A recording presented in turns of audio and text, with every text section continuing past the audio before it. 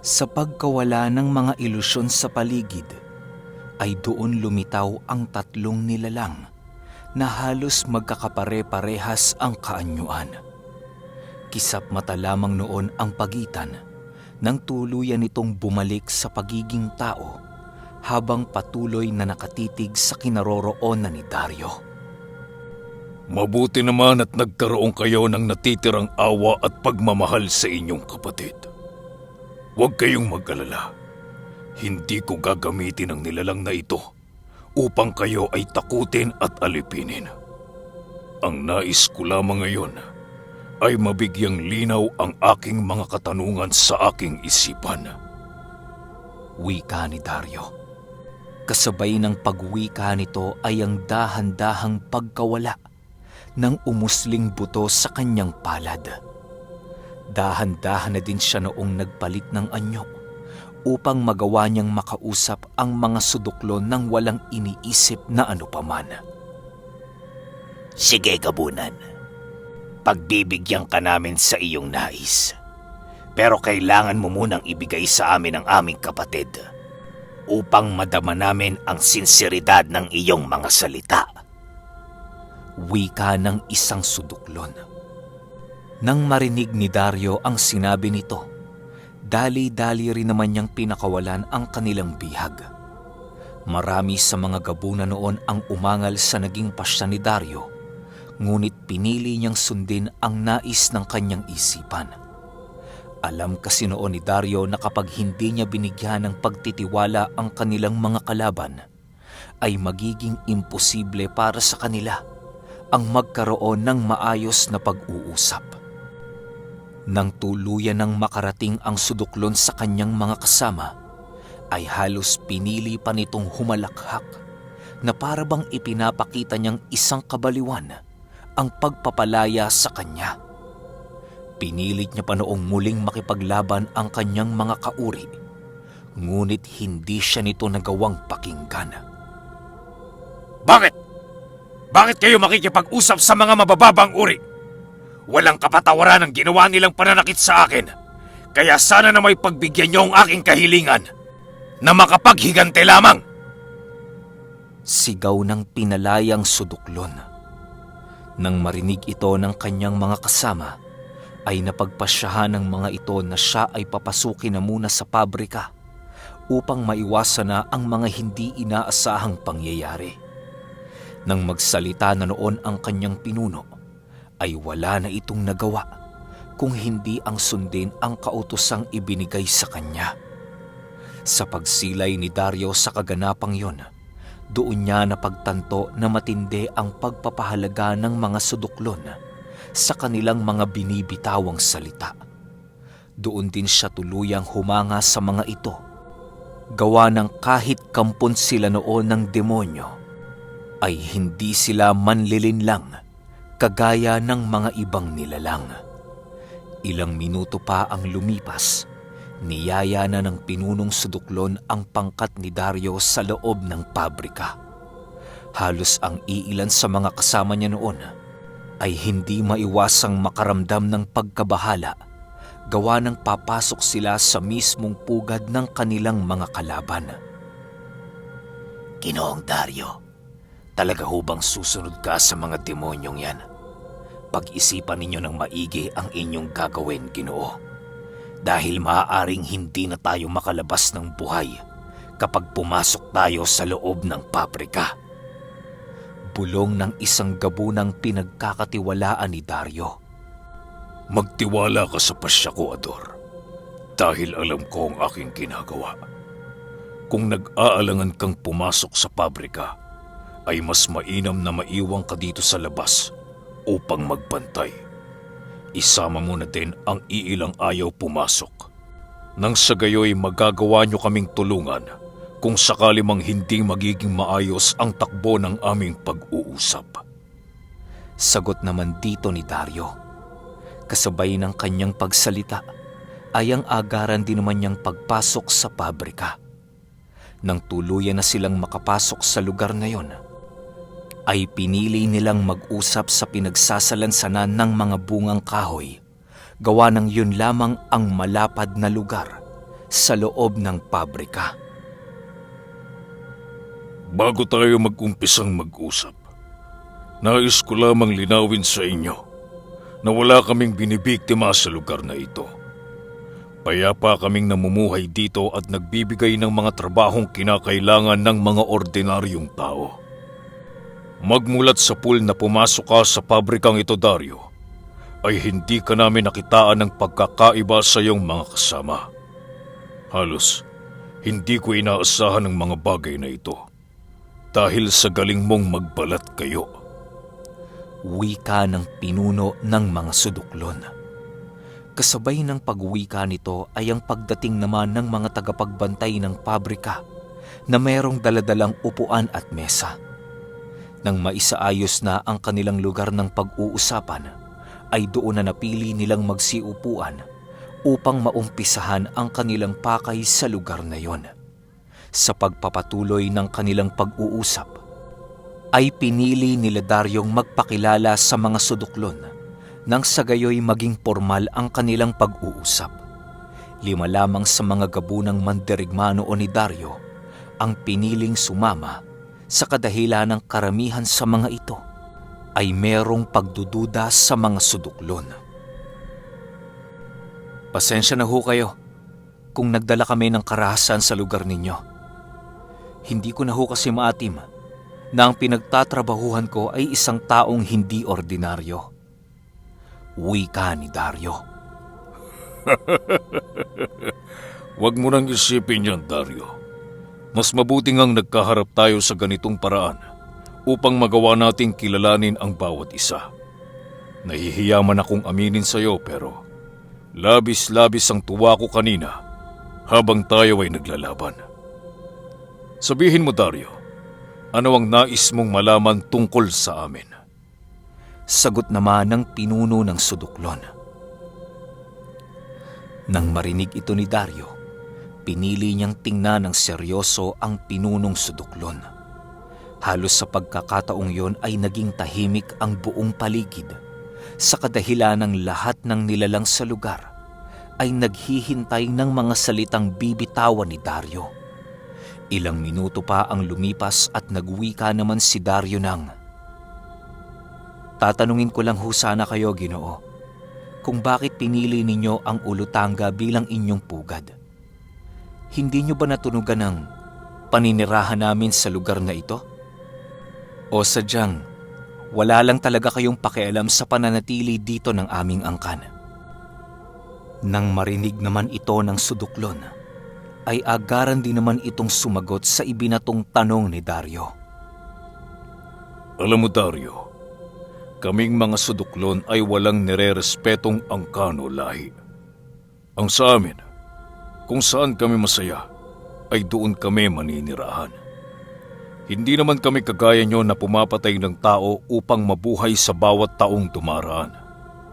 Wala naman kayong kahati dito, Dario, kung kaya't wala kang maaaring ipag-alala sa aming pananatili. Tahimik kami sa tahimik, ngunit napakagulo namin kapag inumpisahan kaming kampalain.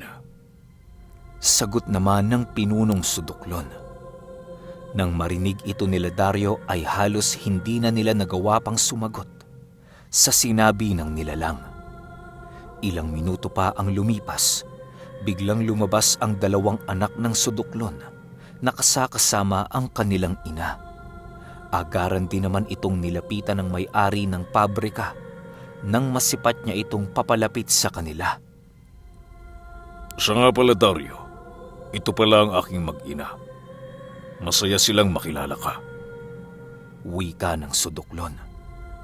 Ilang oras pa ang lumipas at naging maayos naman ang pag-uusap nila Dario. Animoy hindi niya noon inaasahan na maging kaibigan niya ang pangkat ng mga suduklon na minsang itinuring na kaaway ng kanilang angkan. Alam mo, Dario, kaming mga suduklon ay nais lamang mamuhay ng payapa at malayo sa kahit anumang uri ng peligro. Kaya kami naparito sa lugar ninyo dahil sa marami ditong bungang kahoy na maaari naming pagkakitaan. Alam mo naman, di ba, na ang mga suduklon ay mahilig sa mga bagay na merong halaga.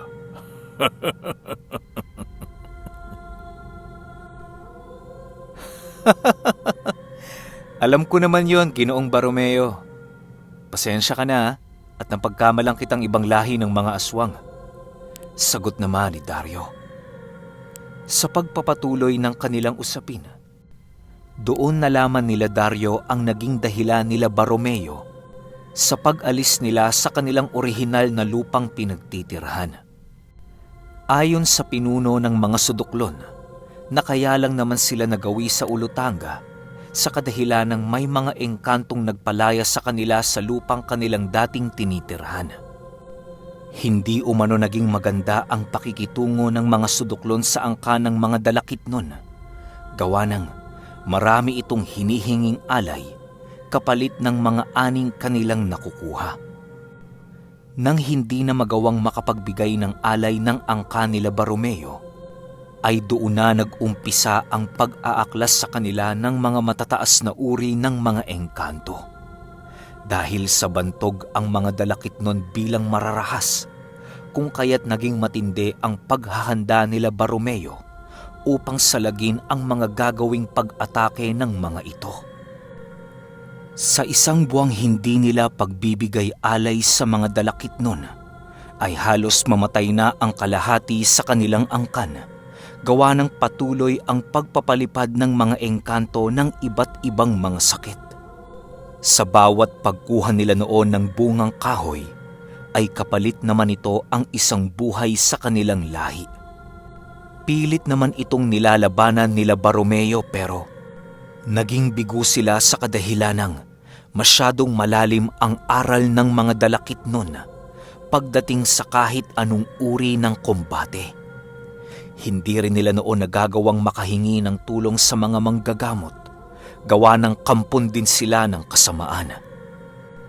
Sa paglipas pa ng 2 buwan nila Baromeo sa kanilang dating lugar, ay halos nagawa ng kunin ng mga dalakit nun ang kanyang panganay na anak.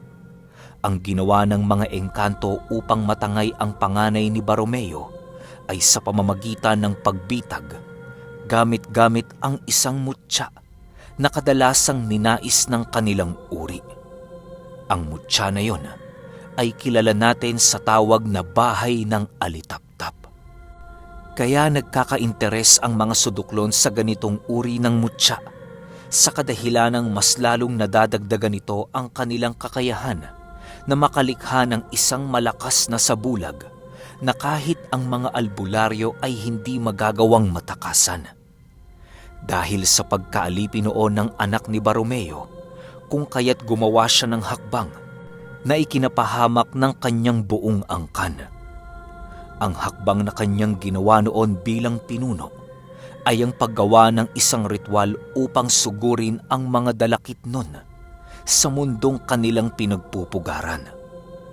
Nagawa naman itong mapuntahan nila Baromeo pero naging bigo sila na muling makuha ang mga kaluluwa ng kanilang mga kaanak na alipin ng mga ito. Alam nilang nangangahulugan ng digmaan ang pagpunta nila sa lugar ng mga engkanto, kung kaya't dala-dala nila ang kanilang mga armas na maaari nilang maging sandigan sa anumang uri ng panganib. Sa paglapit nila sa pugad ng mga dalakit nun, ay agaran din naman silang natunugan ng mga ito. Hindi pa man gaanong nakakalapit ang kanilang angkan, ay agaran na silang sinalubong ng buong puwersa ng mga dalakit nun. Nang makita nilang papalapit na ang mga ito, ay wala na silang nagawa kung hindi ang itaas ang kani-kanilang mga armas bilang hudyat sa nalalapit na digmaan. Dahil sa kanilang kakayahan noong gumawa ng libu-libo nilang kawangis, kung kaya't naging malakas ang kanilang loob na humarap sa isang mataas na uri ng mga engkanto. Ngunit lingid sa kanilang kaalaman na ang mga dalakit nun ay merong kakayahang makasilay ng orihinal na kaanyuan ng isang nilalang, lalong-lalo na ang mga nilalang na nasa panig ng kaliwa. Sa pag-umpisa ng digmaang kinasasangkutan nila Baromeo, ay kitang-kita niya ang pagbagsakan ng iilan sa kanyang mga malalakas na mandirigma. Animoy, hindi ininda noon ng mga engkanto ang hindi mabilang na ilusyon na kanilang nilikha. Sa bawat pagsugod ng mga ilusyon noon nila Baromeo, ay patuloy naman itong naiilagan ng mga dalakit nun na siyang sumusugod papalapit sa orihinal na katawan ng kanyang mga kasama. Dahil sa wala na sila noong pagpipilian, kung kaya't ninais na lamang niyang harapin ang mga ito ng buong lakas at tapang. Lahat ng kanyang alam na aral noon ay ginamit na niya, pero hindi ito naging sapat upang magawa nilang makapatay ng kahit isa man lang sa matataas na uri ng mga engkanto. Tandang-tanda pa noon ni Baromeo ang katagang binitawan sa kanya ng isang dalakitnong merong tangang-tangang katawan ng kanyang kasama. Hindi na dapat kayo pumunta! Hindi na dapat kayo nangahas! Mga mababang uri!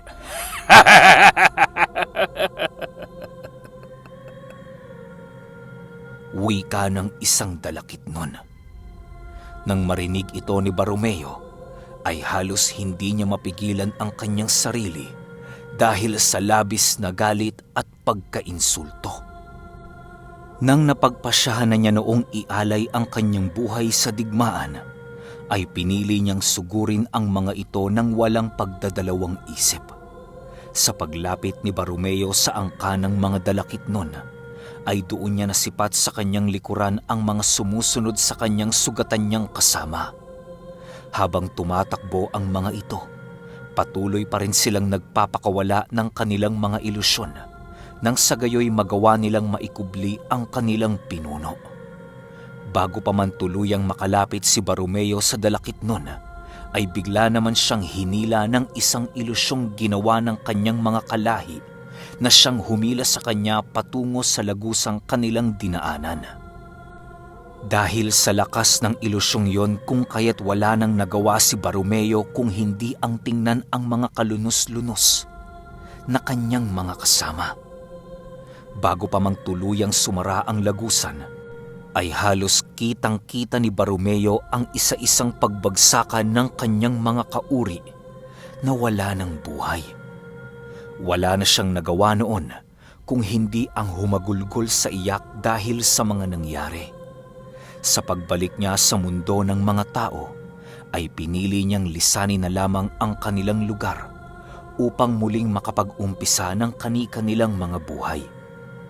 Kung saan-saan noon nagpalaboy-laboy sila Baromeo para lamang makahanap ng angkop na titirhan ng kanilang uri. Hanggang sa paglipas ng 2 taon, ay doon na nga nila nahanap ang pugad nila Dario sa Olutanga. Alam nilang may nakatirang angka ng mga aswang sa lugar na yon, ngunit hindi nila ito pinansin sa kadahilanang hindi naman sila nakikialam sa gawain ng mga ito. Nang marinig ni Dario ang kwento ni Baromeo, ay halos hindi niya mapigilang mapaluha sa kadahilanang napakasalimuot ng pinagdaanan ng mga ito. Ngayong alam mo na ang aming istorya, Dario. Papahintulutan mo ba kaming manatili sa lugar na ito? Tanong ni Baromeo. Hindi ko masasagot yan, Ginoong Baromeo. Siguro kung may dapat mang sumagot sa katanungang mong yan, yun ay walang iba kung hindi ang amang may likha sa lahat. Lahat ng nilalang ay pwedeng tumira dito sa Olutanga. Basta ba'y, hindi sila nakakagambala at nakakapinsala. Sagot naman ni Dario. Dagdag pa ni Dario, na kaya lang naman niya na itanong ang pakay nila Baromeo sa kanilang lugar, sa kadahilanang baka isa din kasi silang uri ng mga nilalang na kumakain ng mga ordinaryong tao. Sa pananatili kasi nila Dario sa lugar ng Olutanga, ay naging kalapit na nila ang mga ordinaryong tao sa lugar na yon, kung kaya't mariin nilang ipinagbabawal ang pagkain sa mga ito. Ang tanging kinakain lamang nila Dario ay ang mga taong nakagawa ng masama sa kanilang kapwa, kagaya ng pagpatay at ang paggamit sa mga kababaihan. Mahigpit nilang ipinagbabawal ang mga ganoong uri ng gawain ng mga ordinaryong tao, kung kaya't kalakip ng mga kasalanang yon ay ang parusa ng kanilang angkan na kamatayan. Nang marinig ni Barumeo ang naging sagot ng kanyang kaibigan, ay pinili na lamang niyang manahimik habang sila ay naglalakad. Siya nga ho pala, Ginoong Barumeo. Maaari ho bang ipagpatuloy ko ang aking pagtatrabaho sa inyong pabrika? Wala na ho kasi akong alam na gawain maliban sa pagiging kargador. Dagdag pa ni Dario. Dario, walang problema yan. Basta, magkaibigan na tayo, ha? Sagot naman ni Barumeo. Nang marinig ito ni Dario, ay tumangulang naman ito upang maipakita ang kanyang pagsang-ayon sa sinabi ni Barumeo. Matapos ang kanilang pag-uusap, pinili na noon ni Daryong magpaalam sa mga suduklon. Sa pag-alis nila sa pabrika, ninais na muna nilang tunguhin ang tahanan ng mga mandirigmang gabunan upang magamot ang mga sugatan niyang kasama. Halos ang karamihan sa mga ito ay nagtamo ng mga kalmot sa buo nilang katawan na hindi naman gaanong karamihan. Bago pa man noon sumapit ang bukang liwayway, ay matagumpay nang nakauwi si Dario sa kanilang tahanan. Pagsilay niya kay Lola Astring na abala sa pagduduya ng kanilang anak, ay dali-dali naman niyang ikinuwento ang tungkol sa baryo ng kanyang kaibigan na si Barumeo. Okay, sunod-sunod na to pasensya na kayo kasi medyo matagal tayong nawala Pero bawi ako sa inyo. Bago kayo matulog ngayong gabi, makakarinig kayo ng 3 episodes. Yun lang. Salamat.